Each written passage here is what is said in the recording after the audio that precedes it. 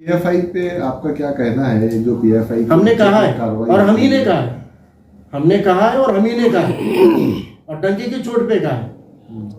हम इसको किसी एक संगठन का मामला नहीं मानते। हम इसको बीजेपी का मुसलमानों के, सेक्युलर लोगों के और मजलूमों के खिलाफ का एजेंडा मानते हैं। ये कार्रवाई को हम एक संगठन के महदूद नजरिए से नहीं देखते हैं।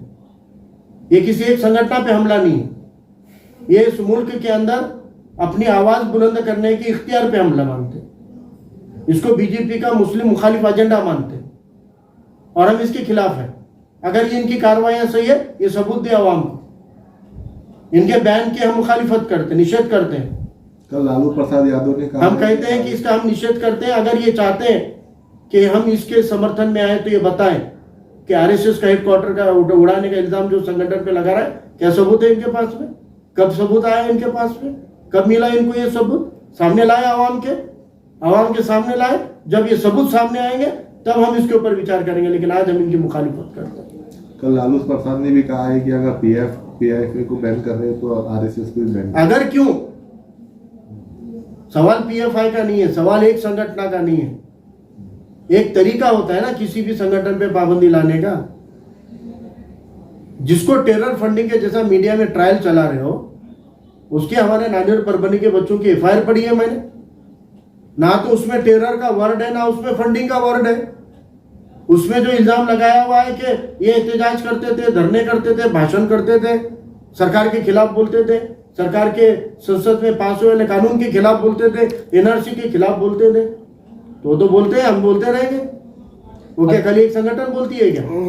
इस मुल्क के अंदर बोलने का इख्तियार है, लब आजाद है, और जब तक हमारे संविधान ने हमको यह अधिकार दिया हुआ है, हम बोलते रहेंगे, आवाज उठाते रहेंगे। शुक्रिया सर। अभी जो है तो फडणवीस सरकार जो है तो दशहरे के बाद रजा एकेडमी को बैन करने की तैयारी कर रही है। इस तरह की जो है तो नेशनल मीडिया पे चल रही है। देखिए, मैं यही कह रहा हूं आपको, ये एक संगठन का मामला नहीं है। गुजरात के डीजीपी रहे वाले संजू भट्ट को, तीस्ता सेतलवाड़ को और ऐसे जितनी शख्सियतों को ये जेलों में डाल रहे हैं, ये इशारा है। जो सरकार के खिलाफ बोल सकता है उनके मुंह बंद करो। जो सरकार के फैसलों की मुखालिफत कर सकता है उनके मुंह बंद करो, उनके हौसले पस्त करो। तो ये अकेले मुसलमानों का मसला नहीं है, ये जमहूरियत मानने वाले, संविधान मानने वालों का मसला है। ये हर एक के खिलाफ में है। इसलिए मुझे लगता है कि एक संगठन पे बैन हो गया तो बाकी संगठनों को उछलने की, खुश होने की जरूरत नहीं है, या वो संगठन पे हुआ तो वहाँ बोलने की जरूरत नहीं है।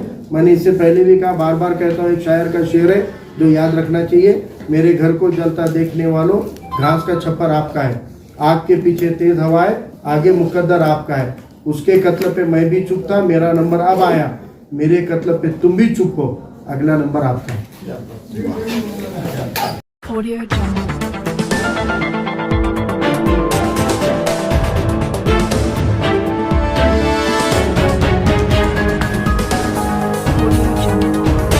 जो खरोश है, और एक नई पार्टी जो तो औरंगाबाद में कदम रखने जा रही है, एमआईएम इनकलाब उसका नाम है, और उनका कहना ये है कि जो सेकुलर पार्टी है उसके साथ में हम माहिदा करेंगे।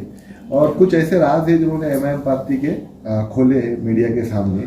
आपको क्या लगता है, कितना फायदा है तो वंचित को इससे मिलने वाला है अगर एमआईएम के तौर पे कोई पार्टी यहाँ आती है?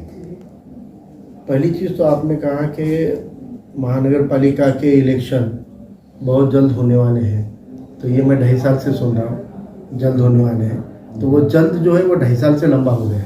तो इसलिए पहली चीज़ तो ये इलेक्शन होने चाहिए, और ये इलेक्शन वक्त पे होने चाहिए थे। अप्रैल 2020 में औरंगाबाद महानगर पालिका का हाउस डिसॉल्व हो चुका है, और कोई भी हाउस डिसॉल्व होने के पहले नया हाउस मुंतखब करना ये जमहूरियत में ज़रूरी है। लेकिन बावजूद उसके जमहूरी निज़ाम को तोड़ मरोड़ने का काम हुकूमतें कर रही है। अपने हक में फैसला आएगा, ऐसा माहौल बनेगा तो हम चुनाव लेंगे, ऐसा पहले की महाविकास आघाड़ी भी सोचती थी, और अब की ये टूटी फूटी शिवसेना के साथ गए वाली बीजेपी की सरकार भी सोचती है। इसलिए हमें लगता है कि पहली बात कि आज आवाम को रास्ते पे आना पड़ेगा, और इंशाल्लाह वंचित बहुजन आघाड़ी भी जल्द इलेक्शन हो इसके लिए मुजाहरा करेगी। एक बात। दूसरी बात है, अभी आपने कोई पार्टी का नाम बताया, एमआईएम इनकलाब, तो वो पार्टी का नाम मैंने पहली बार सुना है। और मुझे नहीं लगता कि लोगों में भी बहुत ज़्यादा वो नाम मालूम है। हो सकता है वो पार्टी पुरानी भी होगी, हो सकता है वो बड़ी भी होगी, लेकिन मेरे इल्म में नहीं है, इसलिए मैं उस पार्टी के ताल्लुक से, किसी पार्टी के ताल्लुक से मैं बिल्कुल नहीं बोलूँगा। लेकिन जो आपने सवाल किया है कि वो अगर किसी पार्टी को डैमेज करती है तो उससे हमको फ़ायदा होगा क्या, तो मुझे लगता है कि हम इस पर भरोसा नहीं करते। हमको निगेटिव एनर्जी या निगेटिव कोशिशों से ज़्यादा पॉजिटिव अप्रोच के ऊपर होता है। हम अपनी खूबी, अपनी अच्छाई बताकर वोट हासिल करना चाहेंगे, किसी को डैमेज करके नहीं। हमारा मकसद किसी पार्टी को डैमेज करना कभी नहीं होगा। हर पार्टी अपने अपने तौर पे आती है, लड़ती है। वो नई पार्टी भी आए, जमहूरियत है, उनको भी यहाँ आकर लड़ने की ज़रूरत है, लेकिन वो किसी एक पार्टी को डैमेज करने के लिए आई है। तो अगर डैमेज करने के जैसा अगर आज वक्त आया है तो बीजेपी को डैमेज करने का वक्त आया है। अगर हम डैमेज करना चाहते हैं तो हम बीजेपी जैसी नफरत की सोच वाली नेगेटिव पार्टी को, जो मुल्क को तोड़ती है, समाज को तोड़ती है, हम ऐसे पार्टी को डैमेज करने की कोशिश करते हैं तो वो मुझे लगता है जमहूरियत के हक में होगा। लेकिन बाकी की पार्टियों को एक दूसरे को डैमेज करने में एनर्जी डालने के बजाय आवाम में जाकर आवाम को हमने अपनी खुद की खूबी बतानी चाहिए। और आज वंचित बहुजन आघाड़ी की खूबी है कि हम मुख्तलिफ तबकों को साथ में ले सकते हैं, हम ले रहे हैं, और हमने मुख्तलिफ तबकों को साथ में लेकर इससे पहले नतीजा दिया है। औरंगाबाद की आवाम जानती है कि इत्तेहाद से हम यहाँ पर वो रिकॉर्ड बना पाए जो रिकॉर्ड 40 सालों से हमारा कोई एमपी नहीं था, लेकिन हम यहाँ पे एमपी चुना के ला पाए। कई सालों से यहाँ पर हम अपनी चुनावी मेजोरिटी बताने में कम पड़े थे, तो वो हमने मुत्तहिद होकर दिखा दिए। और ये इत्तेहाद जो हम कर सकते हैं तमाम मजलूम तबकों का, मुझे लगता है कि ये हमारी वंचित बहुजन आघाड़ी की खूबी है। दूसरा, वंचित बहुजन आघाड़ी बेबाक तरीके से मिली मसाइल के ऊपर, मुल्क के मसाइल के ऊपर खुलकर सामने आती है, खुलकर आवाज़ उठाती है। ये हमारी खूबी है। आवाम ने हमको इन खूबियों को देखकर साथ देना चाहिए, और लोगों ने, नौजवानों ने इन खूबियों के लिए हमारे साथ जुड़ना चाहिए, न कि किसी को डैमेज करने की नीयत से हम काम। 2020 में बॉडी डिसॉल्व हुई थी महानगर पालिका की, उसके बाद में अब लगभग अपन 2 साल पकड़ के, जब कोरोना काल का बहाना था, कोरोना है इलेक्शन नहीं ले सकते, लेकिन अब कोरोना खत्म होकर भी लगभग 1 साल होने को आ रहा है, फिर भी इलेक्शन नहीं लिया जा रहा है। और किसी भी पार्टी ने अभी तक आवाज़ नहीं उठाई है कि अब इलेक्शन लेना चाहिए, क्योंकि जो वार्डों के अंदर हाल के बेहाल हो रहे हैं लोगों के, जो लीनीजे चौकअप हो रही है, पीने को पानी नहीं आ रहा है। यहाँ तक आपकी पार्टी ने भी कभी इलेक्शन कमीशन से या मंत्रालय से कभी बात नहीं की कि भाई आप महानगर पालिका में इलेक्शन क्यों नहीं ले रहे, क्या वजह है?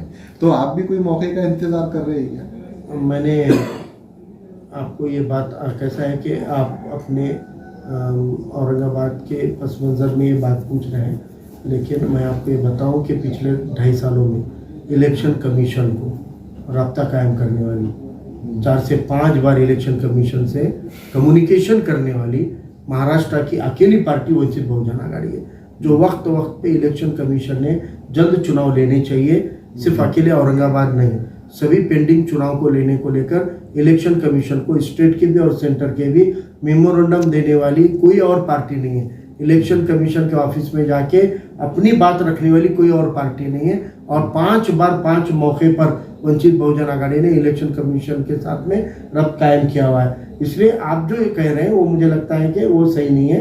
हम ये मीडिया में कभी फ्लैश नहीं हुई है हमारे सामने। हमने हमारे पार्टी के पेज से हमने अपनी न्यूज़ निकाली है, हमने अपनी वीडियो, बाड़ा साहब की वीडियो भी हमने रिलीज किए हैं, मुख्तलिफ चैनल में आए भी हैं। कई बार स्टेट लेवल के जो मराठी चैनल्स हैं वो, खैर हमारे इल्म में नहीं होगा तो क्या जवाब क्या है? तो मेरा जवाब ये है कि 4 से 5 बार हमने जमहूरी तरीके से इलेक्शन कमीशन का क्या जवाब आया? इलेक्शन कमीशन खुल के जवाब देता कहाँ है, वो पब्लिक के सामने आता कहाँ है, अफसोस हुई है।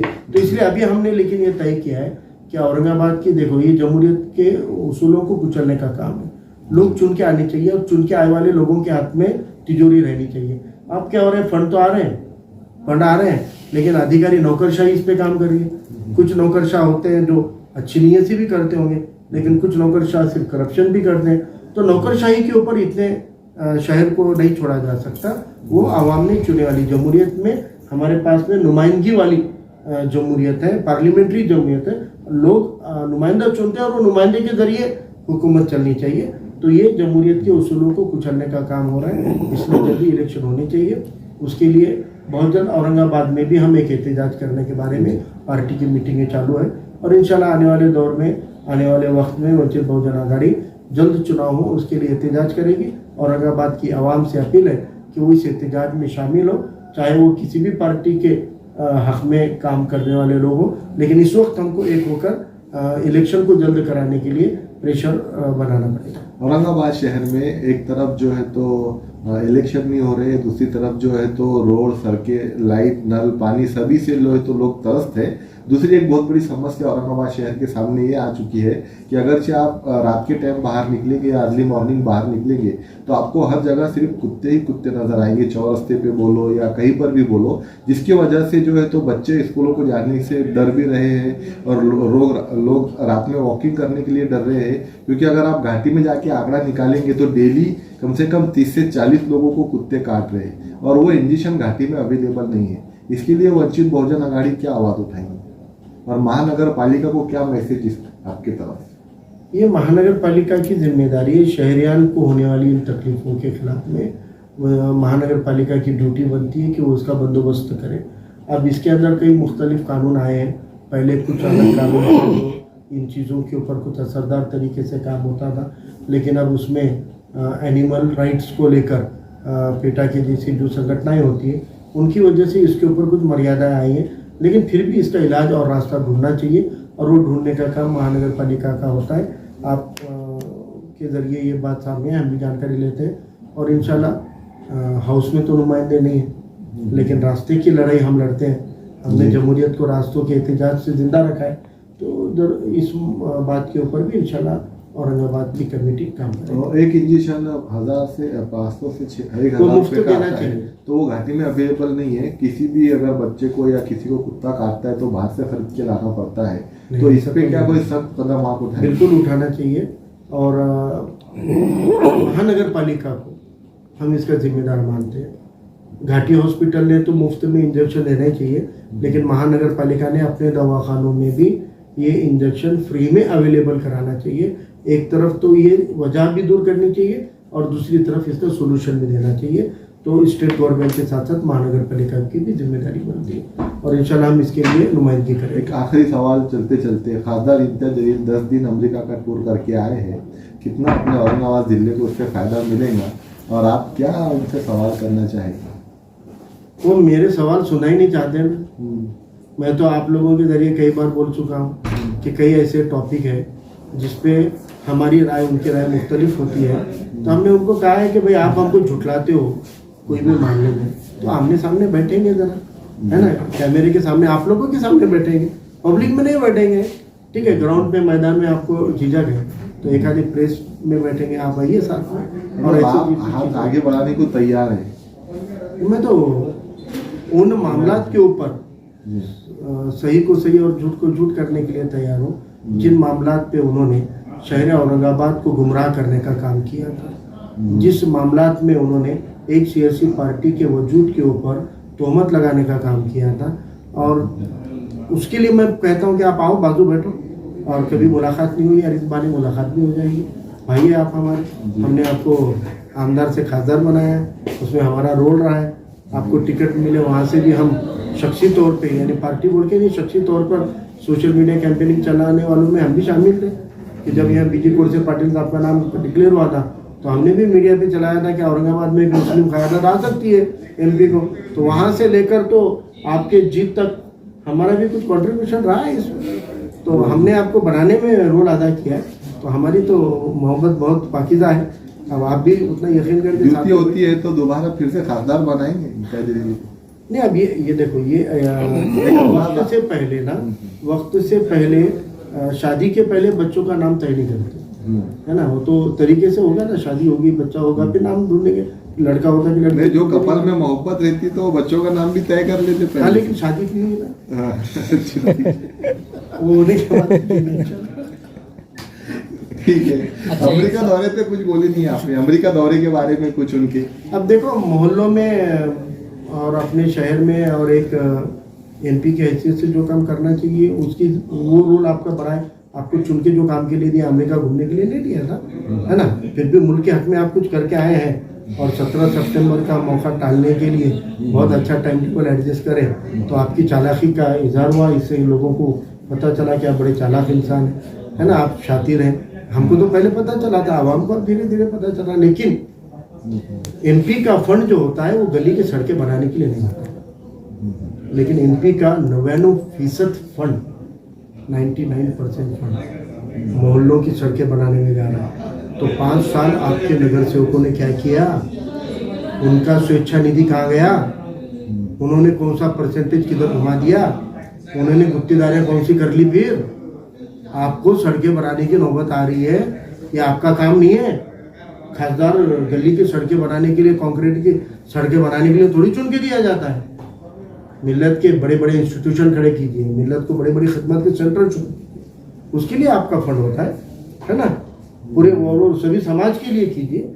आप खाली एक समाज के बस्तियों में सड़कें बना रही है, काम तुम्हारा नहीं है।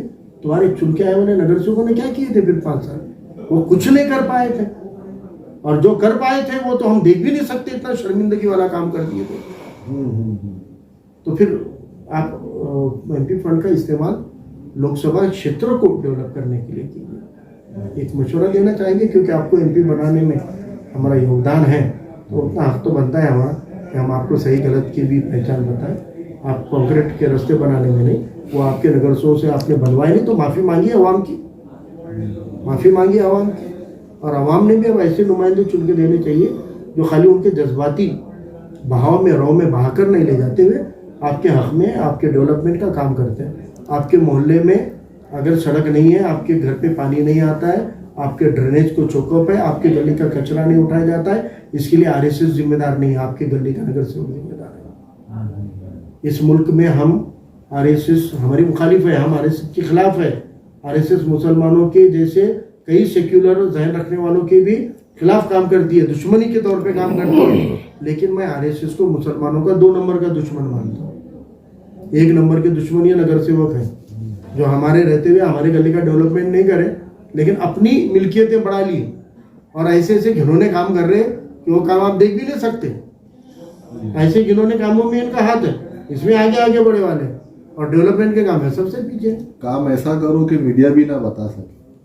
वैसे ही किया ना उन्होंने, ना मीडिया तो बता भी देगी सीने पे पत्थर रख के, लेकिन देखने वाला शरीफ आदमी देख नहीं सकेगा, इतने घिनौने काम है, वो नहीं देख पाएगा कोई अच्छा आदमी। ये चीज़ें जो है, ये खून है एतमाद का, भरोसे का, क़यादत के काबिल नहीं है अगर आप ऐसे बद किरदार हरकतें करते हैं।